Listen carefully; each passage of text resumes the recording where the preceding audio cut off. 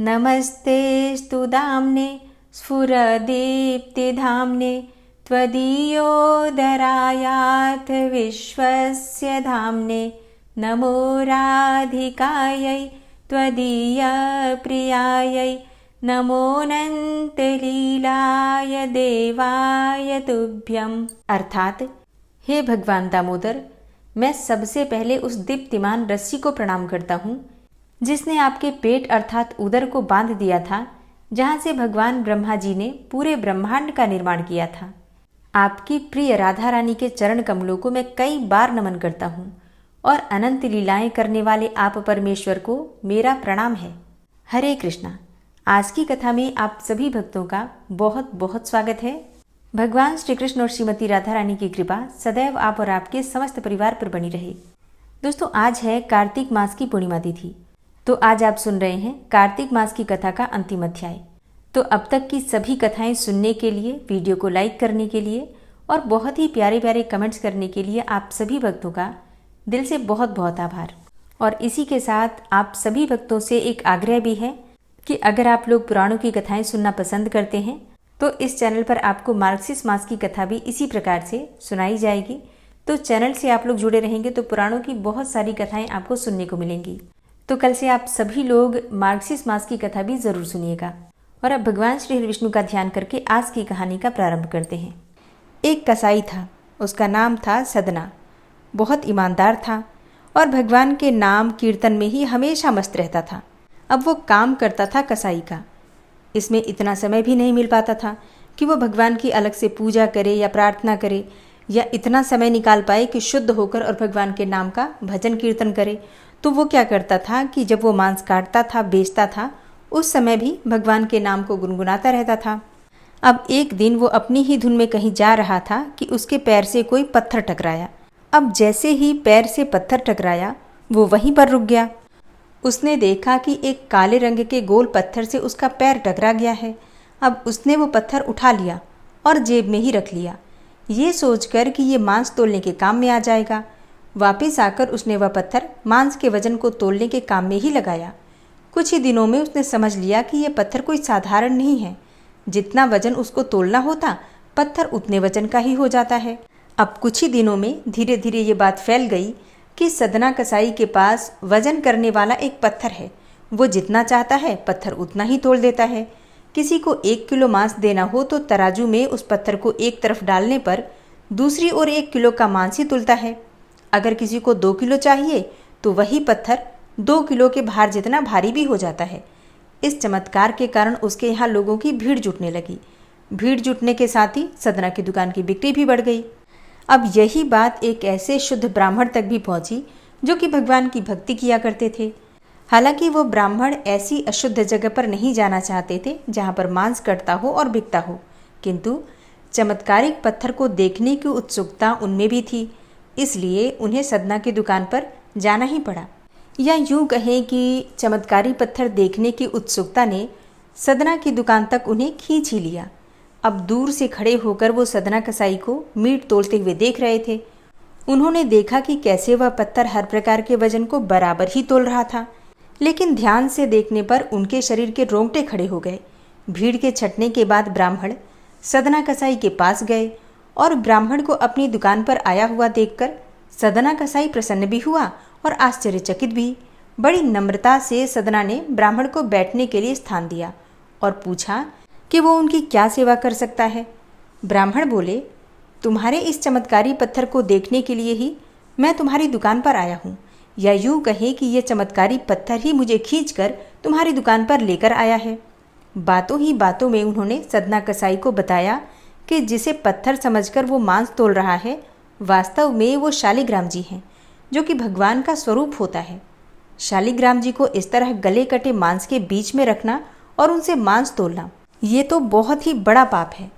सदना बड़ी ही सरल प्रकृति का भक्त था। ब्राह्मण की बात सुनकर उसे लगा कि अनजाने में मैं तो बहुत पाप कर रहा हूँ। फिर अनुनय विनय करके सदना ने वो शालिग्राम उन ब्राह्मण को ही दे दिया और कहा कि आप तो ब्राह्मण हैं, अतः आप ही इनकी सेवा परिचर्या करके इन्हें प्रसन्न करें। मेरे योग्य कुछ सेवा हो तो मुझे अवश्य बताएं। अब ब्राह्मण उस शालिग्राम शिला को बहुत सम्मान से अपने घर में लेकर आए।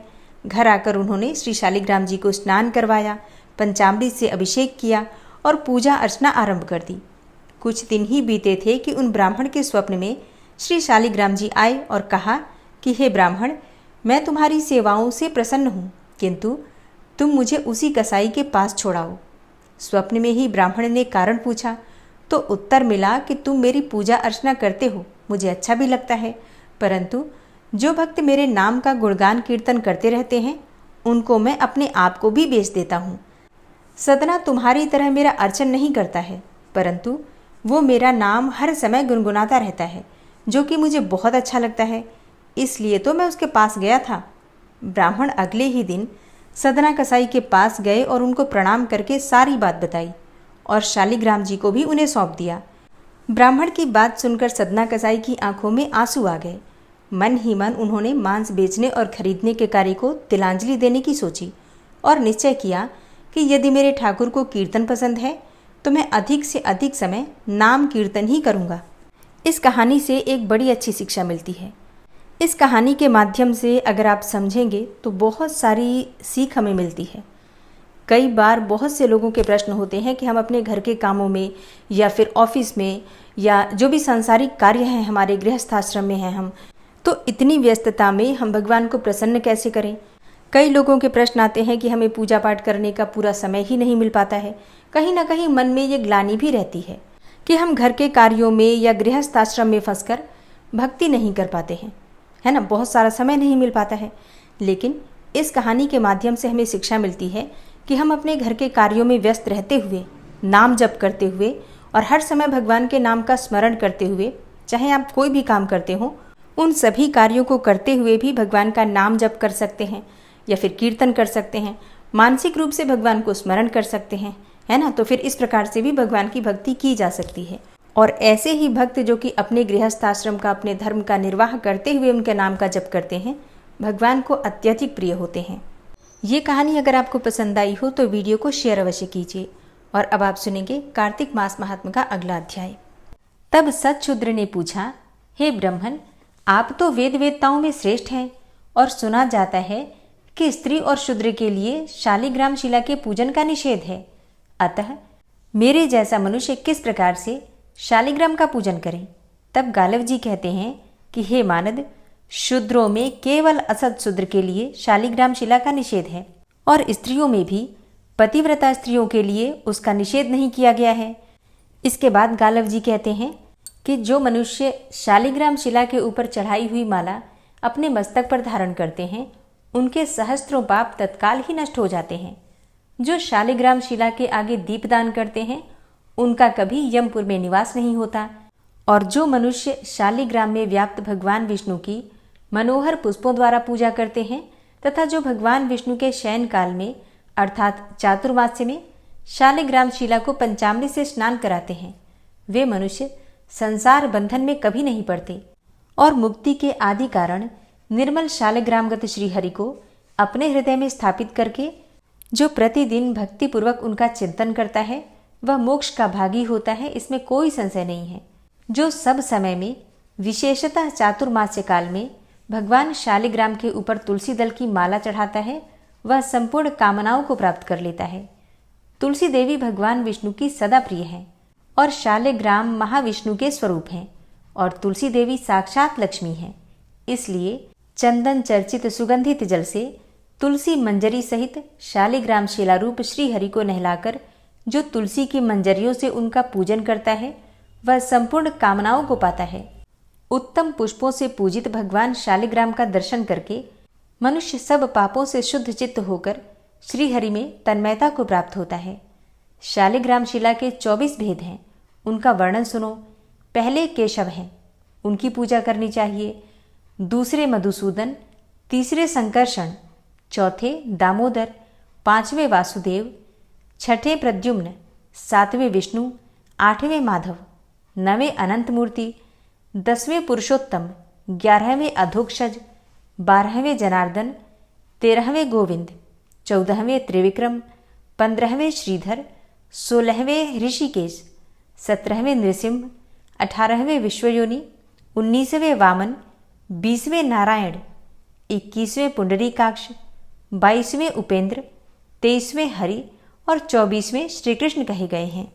ये 24 मूर्तियाँ 24 एकादशियों से संबंध रखती हैं। साल भर में 24 एकादशियाँ और ये 24 मूर्तियाँ पूजी जाती हैं। इनकी नित्य पूजा करने वाला मनुष्य भक्तिमान होता है।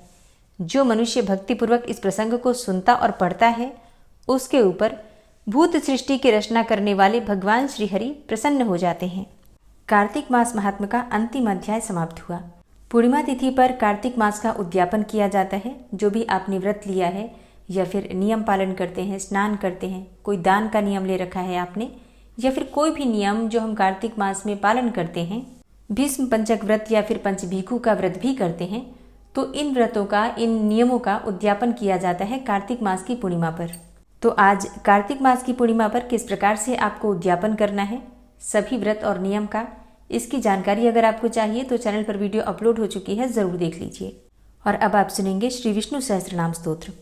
ओम विश्वं विष्णुर्वषट्कारो भूतभव्य भवत्प्रभु भूतकृत भूतभृद्भावो भूतात्मा भूतवाहन भूतात्मा परमात्मा च मुक्तानां परमागति अव्ययः पुरुषः साक्षी क्षेत्रज्ञो अक्षर एव च योगो योगविदां नेता प्रधान पुरुषेश्वरः नारसिंहवपुः श्रीमान् केशवः पुरुषोत्तमः सर्वः शर्वः शिवस्थाणुर्भूतादिर्निधिर्व्ययः संभवो भावनो भर्ता प्रभवः प्रभुरीश्वरः स्वयंभू शंभुरादित्यः पुष्कराक्षो महास्वनः अनादिनिधनो धाता विधाता धातुरुत्तमः अप्रमेयो ऋषिकेश पद्मनाभो अमरप्रभु विश्वकर्मा मनुस्त्वष्टा स्थविष्ठः स्थविरो ध्रुवः अग्राह्यः शाश्वतः कृष्णो लोहिताक्षः प्रतर्दन प्रभूतस्त्रिककुब्धाम पवित्रं मङ्गलं परम् ईशानः प्राणदः प्राणो ज्येष्ठः श्रेष्ठः प्रजापति हिरण्यगर्भो भूगर्भो माधवो मधुसूदनः ईश्वरो विक्रमी धन्वी मेधावी विक्रमः क्रमः अनुत्तमो दुराधर्षः कृतज्ञः कृतिरात्मवान् सुरेशः शरणं शर्म विश्वरेताः प्रजाभवः अह संवत्सरो व्याल प्रत्ययः सर्वदर्शनः अजः सर्वेश्वरः सिद्धः सिद्धे सर्वादिर्च्युतः वृषाकपिर्मेयात्मा सर्वयोगविनिश्रितः वसुर्वसुमनः सत्यः समात्मा संमितः समः अमोघः पुण्डरीकाक्षो वृषकर्मा वृषाकृतिः रुद्रो बहुशिरा बभ्रुर्विश्वयोनिः शुचिश्रवः अमृतः शाश्वतस्थाणुर्वरारोहो महातपः सर्वगः सर्वविद्भानुर्विश्वक्सेनो जनार्दनः वेदो वेदविद्व्यङ्गो वेदाङ्गो वेदवित्कविः लोकाध्यक्षः सुराध्यक्षो धर्माध्यक्षः कृताकृतः चतुरात्मा चतुर्व्यूहश्चतुर्द्रष्टश्चतुर्भुजः भ्राजेष्णुर्भोजनं भोक्ता सहिष्णुर्जगदाति च अनघो विजयोजेता विश्वयोनिः पुनर्वसु उपेन्द्रो वामनः प्रांशुर्मोघः शुचिरुर्जितः अतीन्द्रः संग्रहः सर्गो धृतात्मा नियमो यमः वेद्यो वैद्यः सदा योगी वीरः माधवो मधु अतीन्द्रियो महामायो महोत्साहो महाबलः महाबुद्धिर्महावीर्यो महाशक्तिर्महाद्युतिः अनिर्देश्यवपुः श्रीमान् मेयात्मा महाधृतिर् महिश्वासो महीभर्ता श्रीनिवासः सतां गति अनिरुद्धः सुरानन्दो गोविन्दो गोविन्दाम्पति मरीचिर्दमनो हंस सुपर्णो भुजगोत्तम हिरण्यनाभः सुतपा पद्मनाभः प्रजापति अमृत्यु सर्वदिक्सिंहः सन्धाता सन्धिमानस्थिरः अजो दूर्मर्षणः शास्ता विश्रुतात्मा सुरारिः गुरुर्गुरुतमो धाम सत्य सत्यपराक्रम निमिषो अनिमिषो श्रग्वी वाचस्पतिरुदारधि अग्रणिर्ग्रामणी श्रीमान् न्यायो नेता समीरण सहस्रमूर्धा विश्वात्मा सहस्राक्षा सहस्रपात् आवर्तनो निवृत्तात्मा संवृतः संप्रमर्दन अह संवर्तको वहनिर्निलोधरणीधरः सुप्रसादः प्रसन्नात्मा विश्वदृग्विशुभुग् विभु सत्कर्ता सत्कृतः साधु जहर्नुर्नारायणो नरः असंख्येयो अप्रमेयात्मा विशिष्टशिष्टकृच्छुवि सिद्धार्थ सिद्धसंकल्प सिद्धिदः सिद्धिसाधनः वृषाहि वृषभो विष्णुर्विष्पर्वा वृषोदरः वर्धनो वर्धमानश्च विविक्तः श्रुतिसागरः सुभुजो दूर्धरो वाग्मी महेन्द्रो वसुदो वसु नैकरूपो बृहद्रूप शिपिविष्टः प्रकाशनः ओजस्तेजो द्युतिधरः प्रकाशात्मा प्रतापनः रिद्धस्पष्टाक्षरो मन्त्रश्चन्द्रांशुर्भास्करदुतिः अमृतांशुद्भवो भानु शशबिन्दुः सुरेश्वरः औषधं जगतः सेतु सत्यधर्मपराक्रमः भूतभव्य भवन्नाथ पवनः पावनो नलः कामः कामकृत्कान्तः कामः कामप्रदः प्रभु युगादिकृद्युगावर्तो नैकमायो महाशनः अदृश्यव्यक्तरूपश्च सहस्रजित् अनन्तजित् इष्टो अविशिष्ट शिष्टेष्ट शिखण्डी नहुसो वृष क्रोधः क्रोधकृत्कर्ता विश्वबाहुर्महीधरः अच्युतः प्रतितः प्राणः प्राणदो वासवानुजः अपां निधिर्धिष्ठानं प्रमत्तः प्रतिष्ठितः स्कन्दः स्कन्दधरो धूर्यो वरदो वायुवाहनः वासुदेवो बृहद्भानुरादिदेवः पुरन्दरः अशोकस्तारणस्तारः शूरः सौरिर्जनेश्वरः अनुकूलः शतावर्त पद्मी पद्मनिभेक्षणः पद्मनाभो अरविन्दाक्ष पद्मगर्भ शरीरभृत् महर्धिरिद्धो वृद्धात्मा महाक्षो गरुडाध्वजः अतुलः शरभो भीमो समयज्ञो हविर्हरि सर्वलक्षण लक्षण्यो लक्ष्मीवान समितिञ्जय वीक्षरो रोहितो मार्गो हेतुर्दामोदरः सह महीधरो महाभागो वेगवान मिताशन उद्भव शोभणो देव श्रीगर्भ परमेश्वर करणं कारणं कर्ता विकर्ता गहनो गुह व्यवसायो व्यवस्थान संस्थान स्थानदो ध्रुव परर्थी परमस्पस्तुष्ट पुष्ट शुभेक्षण रामो विरामो विरजो मार्गो नेयो नयोनयः वीर शक्तिमतां श्रेष्ठो धर्मो धर्मविदुत्तमः वैकुण्ठ पुरुषः प्राण प्राणदः प्रणवः पृथु हिरण्यगर्भ शत्रुघ्नो व्याप्तो वायुरुधोक्षजः ऋतु सुदर्शनः कालः परमेष्ठी परिग्रह उग्रः संवत्सरो दक्षो विश्रामो विश्वदक्षिणः विस्तारस्थावरस्थाणु प्रमाणं बीजमव्ययम् अर्थो अनर्थो महाकोशो महाभोगो महाधनः अनिर्विण्ण स्थविष्टभू धर्मयुपो महामख नक्षत्रनेमिर्नक्षत्री क्षमा क्षामः समीहन यज्ञ इज्जो महेज्यश्च क्रतुसत्रं सतां गतिः सर्वदर्शी विमुक्तात्मा सर्वज्ञो ज्ञानमुत्तमं सुव्रतः सुमुखः सुष्मा सुघोषः सुखदः सुहृतः मनोहरो जित्क्रोधो वीरबाहुर्विदारणः स्वापनः स्ववसो व्यापी नैकात्मा नैककर्मकृत् वत्सरो वत्सलो वत्सी रत्नगर्भो धनेश्वरः धर्मगुप्त धर्मकृद्धर्मी सदसक्षरमक्षरम् अविज्ञाता सहस्रांशुर्विधाता कृतलक्षणः गभस्तिनेमिः सत्त्वस्थः सिंहो भूतमहेश्वरः आदिदेवो महादेवो देवेशो देवभृद्गुरुः उत्तरो गोपतिर्गोप्ता ज्ञानगम्यः पुरातनः शरीरभूतभृद्भोक्ता कपीन्द्रो भूरि दक्षिणः सोमभो अमृतपः सोम पुरुजित पुरुषोत्तमः विनियोजय सत्यसन्धो दाशाः सात्वतां जीवो विनयिता साक्षी मुकुन्दो अमितविक्रमः अम्भो निद्रणन्तात्मा महोदधीशयोऽन्तकः अजोमहारः स्वाभाव्यो जितामित्रः प्रमोदन आनन्दो नन्दनो नन्दः सत्यधर्मा त्रिविक्रमः महर्षि कपिलाचार्यः कृतज्ञो मेदिनीपतिः त्रिपदस्त्रिदशाध्यक्षो महाशृङ्गः कृतान्तकृत् महावराहो गोविन्दः सुखेणः कनकाङ्गदी गुह्यो गभीरो गहनो गुप्तश्चक्रगदाधरः वेधा स्वाङ्गो अजितः कृष्णो दृढः सङ्कर्षणोच्युतः वरुणो वारुणो वृक्षः पुष्कराक्षो महामनाः भगवान् भगानन्दी वनमाली हलायुधः आदित्यो ज्योतिरादित्यः सहिष्णुर्गतिसत्तमः सुधन्वाखण्ड परशुर्दारुणो द्रविडप्रदः दिविस्त्रिक्सर्वदृग्व्यासो वाचस्पतिर्योनिजः त्रिसामा सामगः साम निर्वाणं भेषजम्भिषक् सन्न्यासकृच्छमः शान्तो निष्ठा शान्तिः परायणं शुभाङ्गः शान्तिदस्रष्टा कुमुदः कुवलेशय गोहितो गोपतिर्गोप्ता वृषभाक्षो वृषाप्रियः अनिवर्ति निवृतात्मा संक्षेप्ता चेमकृच्छिवः श्रीवत्सवक्षा श्रीवास श्रीपति श्रीमताम्बर श्रीद श्रीश श्रीनिवास श्रीनिधि श्रीविभावन श्रीधर श्रीकर श्रेय श्रीमान् लोकत्रयाश्रय स्वक्ष स्वंग शतानंदो नंदिर्ज्योतिर्गणेश्वर विजितात्मा विधेयात्मा सत्कीर्तिश्छिन्न संशय उदीर्ण सर्वतक्षसुर्निश शाश्वत स्थिर भूषयो भूषणो भूतिर्विशोकः शोकनाशन अर्चिष्मानर्चितः कुंभो विशुद्धात्मा विशोधन अनिरुद्धो अप्रतिरथ प्रद्युम्नो अमित विक्रमः कालिनेमि निहावीर शौरी सूर्जनेश्वर त्रिलोकात्मा त्रिलोकेशः केशवः केशिहारी कामदेवः कामपालः कामीकान्तः कृतागमः अनिर्देशव पुर्विष्णोर्वीरो अनन्तो धनञ्जयः ब्रह्मण्यो ब्रह्मकृद्ब्रह्मा ब्रह्म ब्रह्म विवर्धन ब्रह्मविद् ब्राह्मणे ब्रह्मी ब्रह्मज्ञो ब्राह्मणप्रियः महाक्रमो महाकर्मा महातेजा महोरगः महाक्रतुर्महायज्वा महायज्ञो महाहवि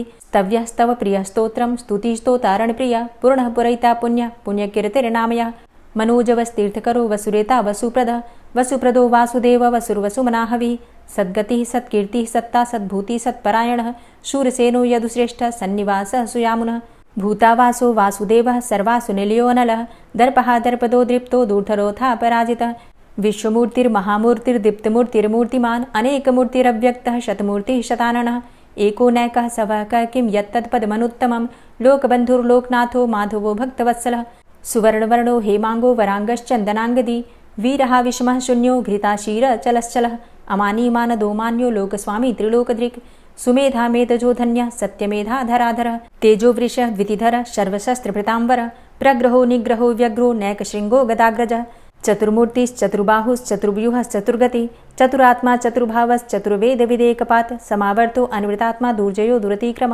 दुर्लभो दुर्गमो दुर्गो दुरावासो दुरारिहा शुभांगो लोकसारंगः सुतन्तुस्तन्तुवर्धन इन्द्रकर्मा महाकर्मा कृतकर्मा कृतागमः उद्भवः सुन्दरः सुन्दो रत्ननाभः सुलोचनः अर्को वाजसनः शृङ्गी जयन्तः सर्वविजयी सुवर्णबिन्दुरक्षोभ्य सर्वभागीश्वरेश्वरः महाह्रदो महागर्तो महाभूतो महानिधि कुमुदः कुन्दरः कुन्दः पर्जन्यः पावनो नीलः अमृताशो अमृतवपुः सर्वज्ञः सर्वतोमुखः सुलभः सुव्रतः सिद्धः शत्रुजित् शत्रुतापनः न्यग्रोधो दुम्बरो अस्वस्थश्चाणुरान्ध्रनिषूदनः सहस्रार्चिः सप्तजिह्वः सप्तैधा सप्तवाहनः अमूर्तिरणघो अचिन्त्यो भयकृद्भयनाशनः अणुर्बृहत् कृशः स्थूलो गुणभृन्निर्गुणो महान् अधृत स्वधृत स्वास्य प्राग्वंशो वंशवर्धनः भारभृति कथितो योगी योगी स सर्वकामद आश्रम श्रमण छाम सुपर्णो वायुवाहन धनुर्धरो धनुर्वेदो दण्डोदमयितादम अपराजितः सर्वसहो नियन्ता नियमो यमः सत्त्ववान् सात्विकः सत्य सत्यधर्मपरायण अभिप्रायः प्रियार्होर्ह प्रियकृत् प्रीतिवर्धनः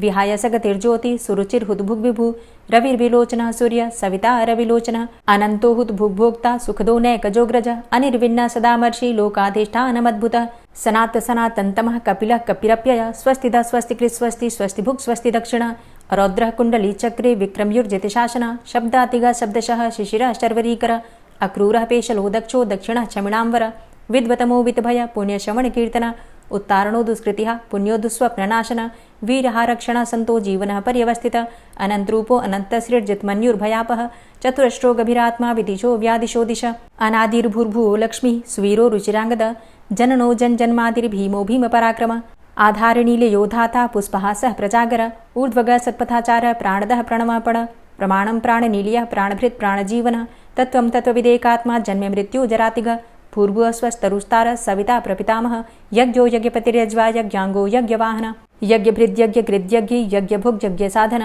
यज्ञान्तिकृद्यज्ञ गुह्यमन्यमन्नादेव च आत्मयोनिः स्वयं जातो वैखानः सामगायन देवकी नन्दन स्रष्टा क्षितिसः पापनाशन शङ्खभृन्नन्दकी चक्री शारङ्गधन्वा गदाधरः रथाङ्गपाणिरक्षोभ्य सर्वप्रहरणायुध ओम नमः इति। पंचभीखू की कथा। एक साहूकार के बेटे की बहू थी जो बहुत सुबह उठकर कार्तिक के महीने में रोजाना गंगा नहाने जाती थी और पराये पुरुष का मुंह नहीं देखती थी। एक राजा का लड़का था जो कि रोज गंगा नहाने जाता था। जब भी वो गंगा नहाने जाता और सोचता कि मैं इतनी सुबह नहाने आता हूँ फिर भी मेरे से पहले कौन नहा लेता है। 5 दिन कार्तिक के रह गए। अब कार्तिक मास के 5 दिन रह गए। फिर उस दिन साहूकार की बहू तो नहाकर जा रही थी।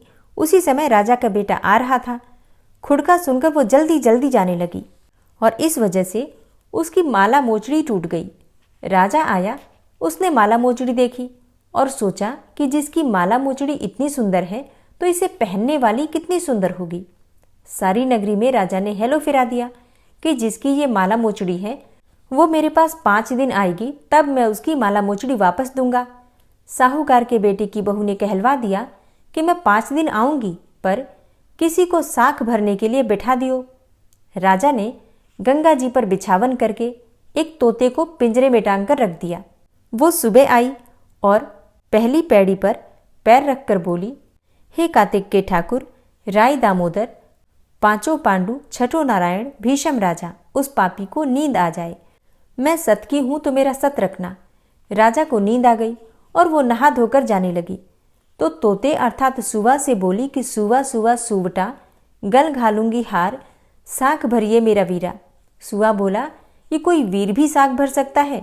तब वो बोली कि सुवा सुवा सुवटा, पग घालूंगी नेवर, साख भरिए मेरा देवर। सुवा ने कहा, अच्छा भाभी, मैं साख भरूंगा। वो तो कहकर चली गई। राजा हड़बड़ा कर उठा। सुवा से पूछा कि सुवा सुवा वो आई थी, कैसी थी? सुवा बोला, आभा की सी बीजनी, होली की सी झल, केला की सी कामनी, गुलाब का सा रंग। राजा ने सोचा कि कल मैं अपनी उंगली चीर के बैठ जाऊंगा तो नींद नहीं आएगी। दूसरे दिन उंगली में चीरा डालकर बैठ गया। वो आई, उसने वैसे ही प्रार्थना करी, बस राजा को नींद आ गई। नहा के जाने लगी तो सुवा ने साख भरा दी। राजा ने उठते ही फिर सुवा से पूछा तो सुवा ने कल के जैसा ही जवाब दिया। उसने सोचा कल तो मैं आंख में मिर्च डालकर बैठ जाऊंगा। तीसरे दिन आंख में मिर्च डालकर बैठ गया। सारी रात हाय हाय करके बिताई। वो आई और उसने वैसे ही प्रार्थना की। राजा को फिर से नींद आ गई। वो नहाकर सुवा से साख भराकर चली गई। अब राजा ने सोचा कि कल तो मैं कांटों की सेज बिछाकर बैठूंगा। चौथे दिन वो कांटों की सेज पर बैठकर हाय हाय करता रहा, पर जब वो आई तो उसने प्रार्थना की और राजा को नींद आ गई। उसने सुवा से साख भरा ली और कहा कि उस पापी से कह दियो मेरे 5 दिन पूरे हो गए, अब मेरी माला मोचड़ी मेरे घर भेज देगा।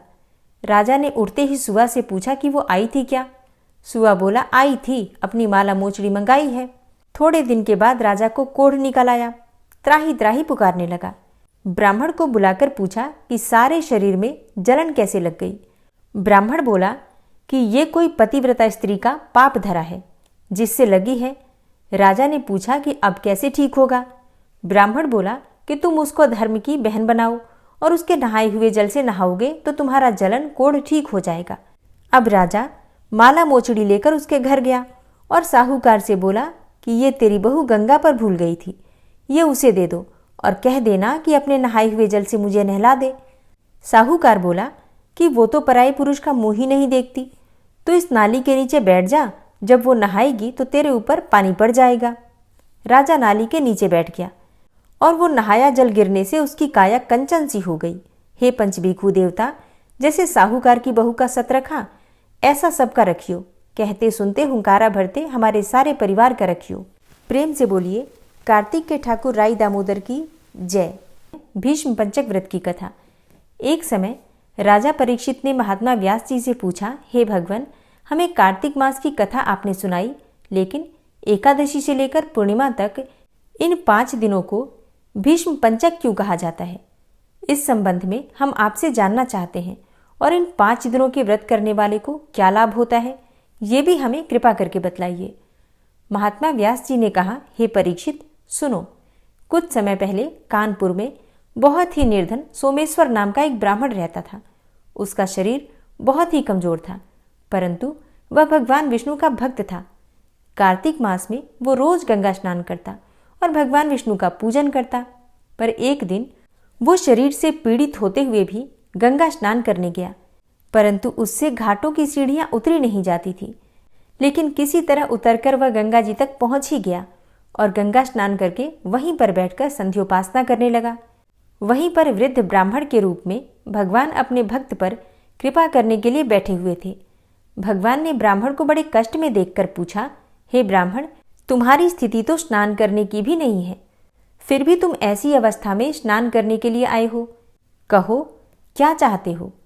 भगवान के ऐसे वचन सुनकर वृद्ध ब्राह्मण ने कहा, हे भगवान, मैं बहुत गरीब ब्राह्मण हूँ, इसी से लोगों में अपमानित होता हूँ और तकलीफ पाता हूँ, इसी कारण मैं हमेशा परेशान रहता हूँ। यदि आप कोई उपाय बता सकते हो तो मैं आपकी अपने ऊपर दया समझूंगा। ब्राह्मण के ऐसे वचन सुनकर भगवान रूपी ब्राह्मण ने कहा, हे ब्राह्मण सुनो, यह कार्तिक का महीना चल रहा है।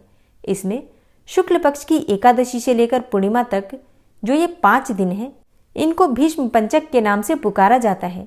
इन 5 दिनों में तुम गंगा के पुत्र भीष्म की पूजा करो, महात्मा भीष्म को जल दान दो और गंध अक्षत पुष्प से उनका पूजन करो और भगवान विष्णु की पूजा तुलसी पुष्प आदि से करो। इससे तुम्हारा सब कष्ट दूर हो जाएगा और तुम अंत में विष्णु लोक में निवास करोगे।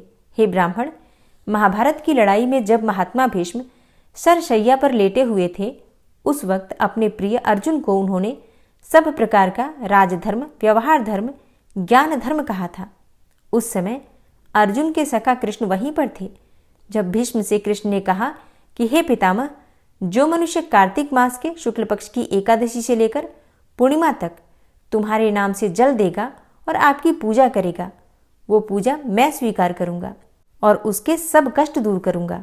अतः हे ब्राह्मण, तू इस भीष्म पंचक व्रत से महात्मा भीष्म का पूजन कर, इसके करने से तेरे सब कष्ट दूर हो जाएंगे। इसके बाद उस ब्राह्मण ने भीष्म पंचक का व्रत किया और सब सुखों को प्राप्त करता हुआ अंत में विष्णु लोक में गया। इसलिए कार्तिक मास में महात्मा भीष्म का व्रत भी अवश्य करना चाहिए। इससे सर्व आनंद प्राप्त होता है और अंत में विष्णु लोक की प्राप्ति होती है, मोक्ष की प्राप्ति होती है। और अब आप सुनेंगे श्री तुलसी चालीसा। श्री तुलसी महारानी करु विनय सिरनाय, जो मम हो संकट विकट दीजे मात नशाय। नमो नमो तुलसी महारानी, महिमा अमित न जाए बखानी। दियो विष्णु तुमको सन्माना, जग में छायो सुयस महाना। विष्णु प्रिया जय जयति भवानी, तिहु लोक की हो सुख खानी। भगवत पूजा करे जो कोई, बिना तुम्हारे सफल न होई। जिन घर तव नहीं होय निवासा, उस घर कर ही विष्णु नहीं बासा। करें सदा जो तव नित सुमिरन, तेहि के काज होय सब पूरन। कार्तिक मास महात्म तुम्हारा, ताको जानत सब संसारा। तव पूजन जो करे कुंवारी, पावे सुंदर वर सुकुमारी। करे जो पूजा नित प्रति नारी, सुख संपत्ति से होय सुखारी।